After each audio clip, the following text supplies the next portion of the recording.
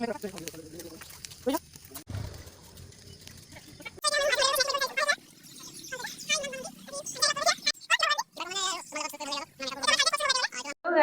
Welcome back to my channel. মই শ্ৰাৱণী। আজি আকৌ আহিছোঁ নতুন এটি ব্লগ লৈ। আজি আমি এটা মেকআপ ব্লগ কৰিম। লুক কৰোঁ, কাক মেকআপ কৰোঁ আৰু ক'ত গৈ ফটোশ্বুট কৰোঁ আৰু আমাৰ ফটোগ্ৰাফাৰ কোন হ'ব গোটেইখিনি দেখাবলৈ চেষ্টা কৰিম আপোনালোকক। চ' আপোনালোকে লগত থাকক আৰু শেষলৈকে ভিডিঅ'টো চাওক আৰু ভিডিঅ'টো এনজয় কৰি যাওক।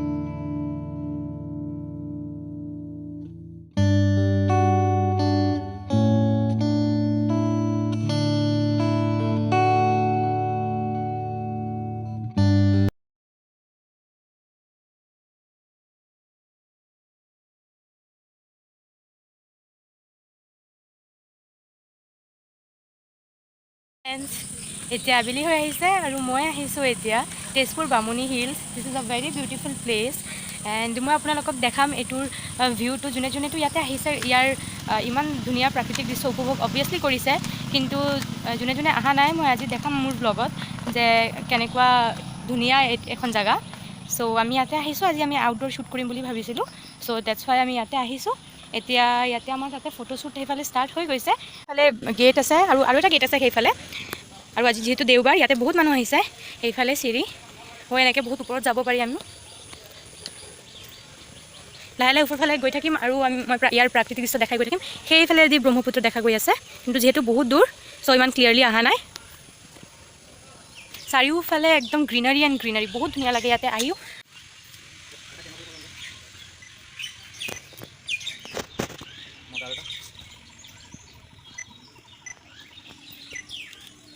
ফটোগ্ৰাফাৰ আৰিফ, কোৱা কিবা ক'বা যদি।